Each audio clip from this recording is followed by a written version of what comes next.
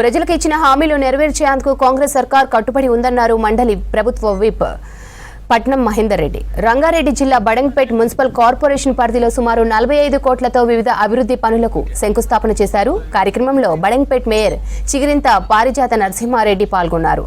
కాంగ్రెస్ సర్కార్ ప్రజలకు మేలైన పాలన అందించేందుకు శ్రమిస్తోందన్నారు పట్నం. ఈరోజు 42 కోట్లతోటి అభివృద్ధి కార్యక్రమాలు చేయడం కూడా జరిగింది.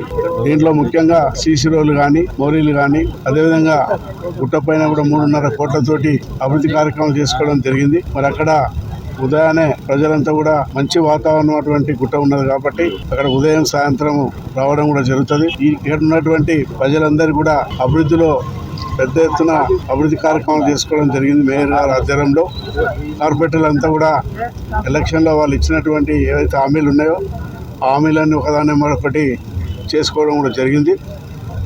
ముఖ్యంగా గౌరవ ముఖ్యమంత్రి గారు ఏదైతే ప్రజలకు ఎలక్షన్ల ముందు ఇచ్చినటువంటి హామీలు ఆర్టీసీ ఉచిత బస్సు కానీ, గ్యాస్ కానీ, దాంతోపాటు ముఖ్యంగా 2 లక్షల రుణమాఫీ కూడా చేయడం జరిగింది.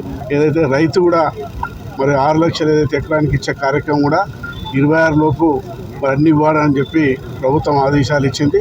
తప్పకుండా ఇచ్చిన మాట ప్రకారంగా ప్రజలందరికీ, లబ్ధిదారులందరికీ ఈ ప్రభుత్వం మేలు చేస్తుంది. అభివృద్ధి పరంగా కూడా ముందు తీసుకోవడానికే తప్పకుండా మేమంతా కూడా